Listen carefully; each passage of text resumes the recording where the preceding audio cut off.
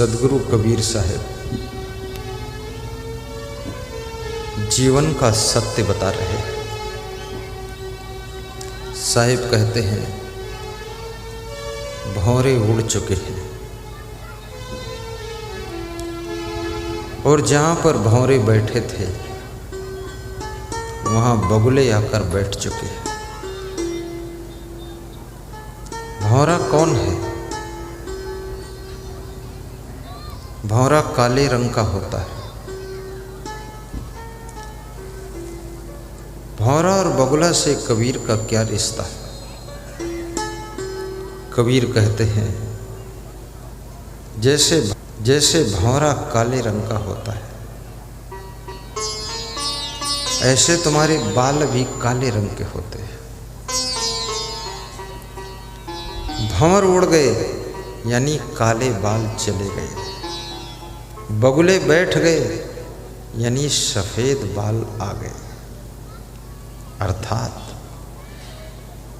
बचपन चला गया, जवानी चली गई और धीरे धीरे बुढ़ापा आ गया है। बालों का सफेद होना बुढ़ापा का संकेत है। किसी किसी के बाल बीमारी के कारण सफेद हो जाते हैं, वो बात अलग है। लेकिन 50-60 वर्ष की उम्र के बाद ये बाल सफेद होना प्रारंभ हो जाते हैं। काले से सफेद होना बाल भी शिक्षा देते हैं कि मैं इतना काला था, मैं भी सफेद हो गया। अब तुम अपने दिल के काले कपट को भी छोड़कर निर्मल हो जाओ, स्वच्छ हो जाओ। बाल भी संदेश दे रहे हैं। बाल हमें बहुत शिक्षा देते हैं। ये बाल जब तक सिर में लगे रहते हैं ये सिर की शोभा बढ़ाते हैं।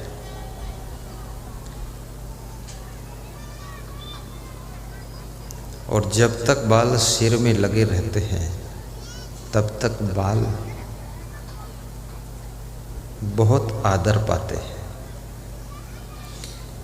बालों को साबुन भी मिलती है, शैम्पू भी मिलता है, तेल भी मिलता है, कंघी कंघा भी मिलता है। कटिंग होती है, डेंटिंग होती है, पेंटिंग होती है, बालों की एक्टिंग होती है। बालों का जलवा है, बालों की दुनिया है, बालों का नज़ारा है, बालों का खेल है। बाल लोग देखते हैं, बालों को देखकर लोग रीझते हैं, खींचते हैं, आकर्षित होते हैं। बालों का फैशन है, बालों की चाल है, बालों का बहुत बड़ा बवाल है।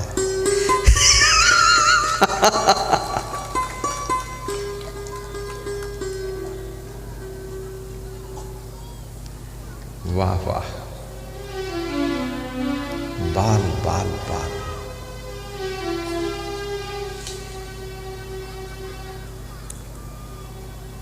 कितने लोगों के सिर में गंजा हो जाता है, बाल झड़ जाते हैं। जब बाल झड़ना शुरू करते हैं तो बहुत दुख होता है कि अब क्या करूं। लोग बालों को बहुत समझाते हैं कि मत झड़ो मत झड़ो मत झड़ो, लगे रहो भाई, क्या चाहिए आपको। भृंगराज तेल लगा देते हैं, फिर आंवला तेल, फिर केश आयल, फिर मोबिल आयल,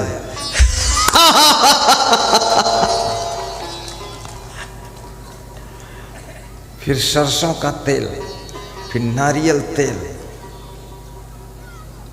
कितने लोग तो फिर जब बाल फिर भी झड़ते हैं, पकते हैं तो गुस्सा आ जाती तो डीजल तेल लगा देते हैं कि अब जल जाओ तो भस्म कर दूंगा।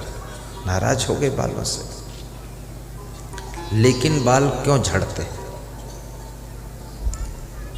जब बाल झड़ना शुरू हो जाए तो बाल संकेत दे रहे हैं कि आपका पेट खराब है,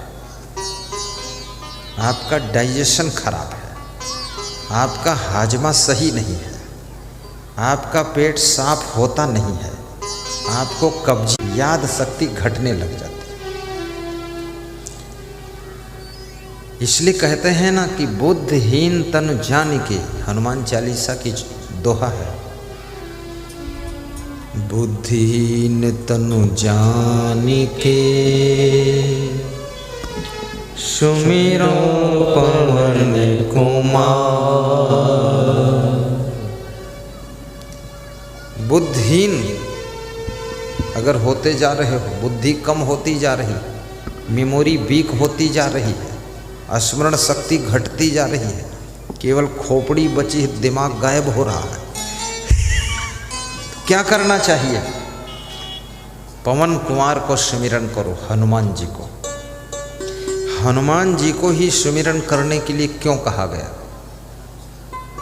और तमाम देवी देवता हैं, 33 करोड़ देवी देवता है। हिंदुओं में देवी देवताओं की क्या कोई कमी है? ढेर सारा स्टॉक है, किसी भी देवी देवता को सुमिरन कर लो। जितने हिंदू धर्म में देवी देवता हैं, इतने किसी धर्म में नहीं। हनुमान जी का सुमिरन करने से, हनुमान जी का सुमिरन, सुमिरन का अर्थ होता है स्मरण, स्मरण का अर्थ होता है याद करना। जैसे लोग कहते हैं ना कि बाबा हम तुमको याद करते थे, यही सुमिरन है, याद करना, स्मरण करना। तो हनुमान जी का सुमिरन करने से घर का कलह कलेश भी मिटेगा और मन के अंदर जो काम क्रोध है, लोभ मोह है, ईर्ष्या द्वेष है, ये सब मिट जाएगा। लेकिन कैसे मिटेगा?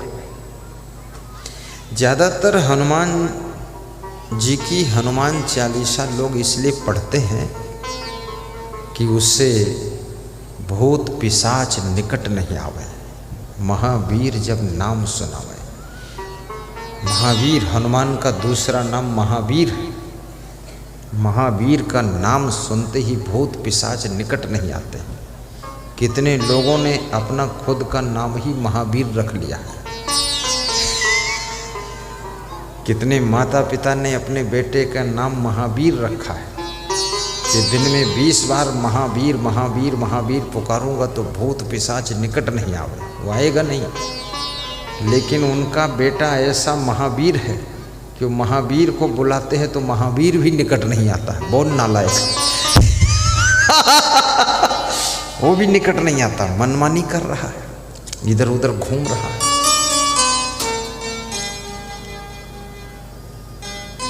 श्री गुरु चरण सरोज रजे, निज मन मुकुर सुधारे। बरणो रघुवर विमल यशु, जो दायक फल चारि। आप अपने शरीर में अगर वीर शक्ति, रज शक्ति लेवल में रखना चाहते हैं तो हनुमान जी का सुमिरन कीजिए। तो हनुमान जी के सुमिरन को करने का अर्थ है थोड़ा ब्रह्मचर्य का पालन करिए। हनुमान जी ब्रह्मचारी थे ना, ब्रह्मचर्य। और हनुमान जी भक्त भी थे भगवान के, तो आपके अंदर भक्ति आना चाहिए। और हनुमान जी सत्संगी भी थे, भजनानंदी भी थे, हनुमान जी कवि भी थे, हनुमान जी विद्वान भी थे, और हनुमान जी गायक भी थे, और हनुमान जी सेवक भी थे, सेवा भी करते थे। तो हनुमान जी का सुमिरन करने का अर्थ ये है कि ब्रह्मचर्य का भी पालन करो, भक्ति करो, सेवा करो। हनुमान जी विनम्र थे, तुम भी विनम्र बनो, सरल बनो, साहसी बनो, वीर बनो, धीर बनो, सेवक बनो और हनुमान जी जैसे सरल बनो, हनुमान जी जैसे विद्वान बनो, गायक बनो और हनुमान जी जैसे साहसी बनो। अकेले लंका में हनुमान जी पहुंचे थे, ऐसा तुम्हारा भी साहस होना चाहिए। ये इतने डरपोक हनुमान जी की पूजा करते डरपोक इतने हैं कि चूहा निकल पड़े तो बेहोश गिरे पड़े हैं। हाँ, थोड़ा साहस होना चाहिए। हमारे भगवान कितने साहसी थे, चाहे राम भगवान को ले लीजिए, चाहे कृष्ण भगवान, चाहे कोई भगवान। वनवास में राम लक्ष्मण दो ही सीता को साथ में लेकर के भ्रमण कर रहे हैं। शेर, बाघ, चीता सब सामने आते हैं।